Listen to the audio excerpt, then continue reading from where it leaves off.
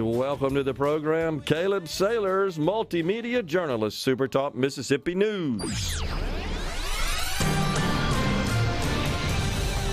I'm really glad the Traveling Wilburys didn't bury Into the Line, because that's a fantastic song. And there is a lot of talent in that band, though. If you haven't heard of the Traveling Wilburys, to our listening audience, look up who all was in that band. It's fantastic. Yeah, it's incredible. All right, tell us what's happening. All right, so we're in election season right now, and I would be remiss if I didn't bring up probably one of the most important elections in state history. The city of Starkville has elected its first pet mayor. We have Buster Camp, who's a French Bulldog mix, who is now the inaugural pet mayor of the city. He'll serve as an ambassador, but he's not alone. He's got a whole cabinet with him. He's got a chief of police, a fur chief, like a fire chief, and then a board of aldermen. So we've got a whole pet elected system in the city of Starkville. And that's just a little lighthearted cool story. Well, in real big news, though, national news, it looks like we're approaching probably a government shutdown. We had Congressman Michael Guest on a couple of days ago saying it's pretty much inevitable right now. You got on the Senate side, the Senate has introduced a kind of a bipartisan measure to fund federal operations. However, a lot of Republicans in the House and some Republicans in the Senate were like, no, we're not going to support this measure because we're not going to add $6 billion to Ukraine when we need to fund our own federal government. And there's a couple other amendments within the measure, too, that some of the Republicans in the Senate and House don't see eye to eye on with their Democratic counterparts. And House Speaker Kevin McCarthy has already come out and said, yeah, we're not going to even entertain any of this. On the House side, they're trying to fund defense, agriculture, homeland security, and foreign operations. And Congressman Michael Guest said they hope to have at least half of those operations, like bills passed to fund those by the end of the weekend. But now they're just going to have to find a way. What Michael Guest was saying was that they're going to have to find a way to introduce a stopgap measure. Both sides to agree, look, let's just temporarily fund the government for 30 days while we can further debate and iron out an actual spending bill. Yeah, through a continuing resolution. Yes. Yep. And so we'll see how that goes. But he said he'd be shocked if there wasn't a government shutdown. Gotcha. It looks like they're not going to. It looks like they won't pass anything major, like a long-term solution by the Sunday midnight deadline. Yep. But also, we've got some things going on in our hospitals in Mississippi. Greenwood LaFleur Hospital has just been approved $3 million from the Board of Aldermen and or the Board of Directors rather. And so that will actually help them fund operations through the end of this year into the beginning of next year. And under the governor's proposed plan that was introduced last week, Greenwood LaFleur Hospital will also expected to get about $10 million too. So that hospital is at the forefront of our hospital crisis in Mississippi, and it's good to see that they will be able to sustain operations through the remainder of the year as lawmakers look for a long-term solution to our hospital crisis. But speaking of the governor's proposal, you kind of had mixed reviews from hospitals. He mentioned introduced the proposal last week. It's about $700 million in Medicaid reimbursements that hospitals can draw down from. And some hospitals like St. Dominic's here in Jackson and Neshoba General in Philadelphia have said, this is great. This will help us. We need this. But if you go to supertalk.fm, you'll see where some other hospitals, particularly rural ones, are like, no, or the executives in the hospitals are saying, no, this may not be what it's advertised as, and we're not going to end up winners in this. And so we'll see how the hospital situation further unfolds. We've got the election coming up in November. Then the legislative session will be here sooner than later. And I fully expect lawmakers to address this issue head on this coming session because they're going to have to. Because, we are seeing that there are certain hospitals in the state that are looking towards their complete closing date.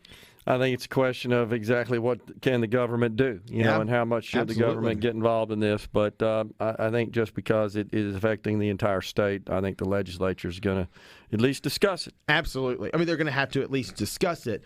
But in good news in Mississippi, on the education front, the Mississippi Department of Education came out with two different reports this week. One of them saying that 91% of Mississippi school districts earned a C rating or higher this year, and we saw that Ocean Springs was the highest rated school district, but not far away from Ocean Springs and Moss Point.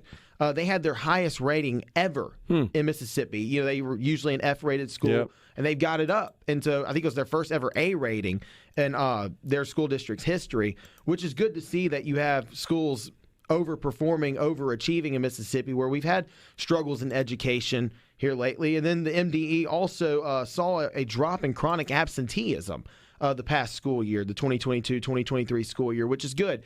And chronic absenteeism is defined if you miss 10% or 18 to 20 days of a school year, and it dropped 4% from 28% to 23.9%.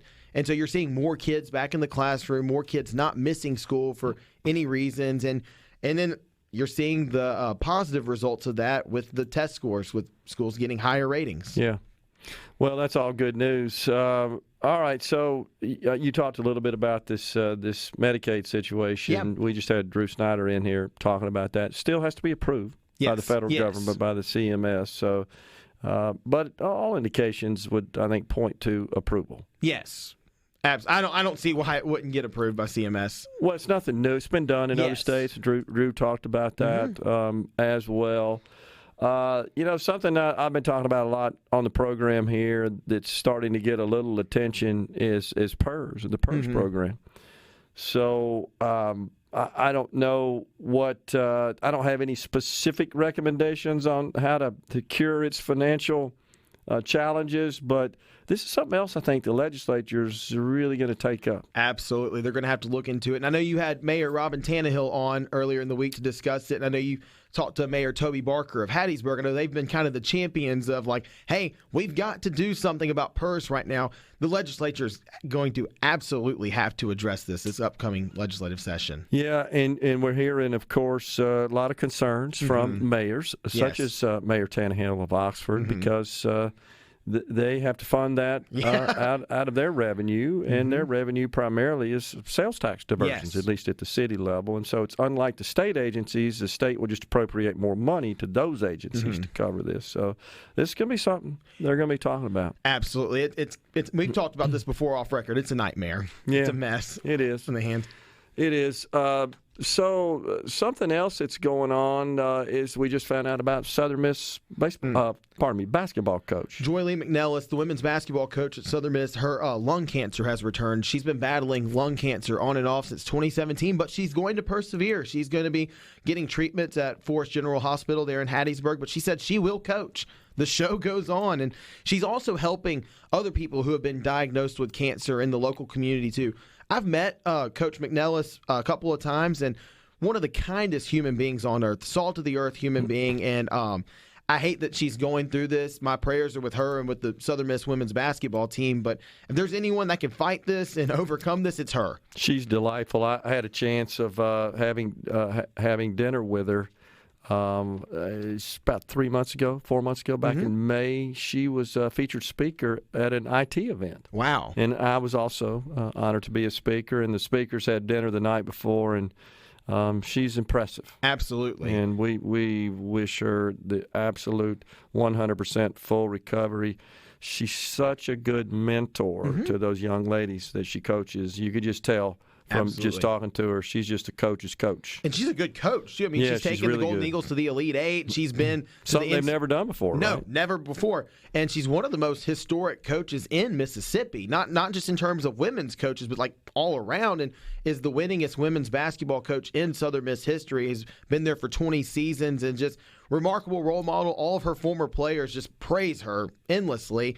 And she's had a remarkable impact on that community. And to be there that long, too, and to stay there and to stay firm. And, women's basketball typically gets overshadowed by football, by baseball, even by men's basketball. But for her to continue to have that role and that impact on the community is just a testament to who she is, not only as a coach, but as a person. And so, like I said, if there's anyone that can fight this fight and overcome it, it's her. Yeah. I agree. Back to this Mississippi School District rating, were there any other surprises you saw on the list, Caleb, as far as improvements or declines, or was it pretty much in line? Tunica, Noxubee County, and Holmes counties had some big leaps. And so a lot of those, like Noxubee County and Holmes counties, are more impoverished areas of the state. So it's good to see students overachieving in those, impoverished areas. But before we go, I got some football. We got 3 big games here in the state. Southern Miss, all the teams are looking to bounce back. Southern Miss takes on Texas State at 6 p.m. tomorrow in the Rock. Ole Miss, big game, LSU, 5 p.m. I know you and I will both be there. Yep. You can tune into SuperTalk.fm for my coverage of that game. And then Mississippi State takes on Alabama at 8 p.m. tomorrow. Can they get a win over Nick Saban? We'll see. But I think the Ole Miss-LSU game is the big feature game of that. Ole Miss coming off of that Alabama loss, looking to bounce back. Can Lane get a signature win in his tenure at Ole Miss? I'm hoping so, and I'm hoping the Bulldogs prevail over Alabama going to Starkville. Absolutely. Appreciate it, Caleb. Thanks for coming in. We're coming right back in the Element Well studio.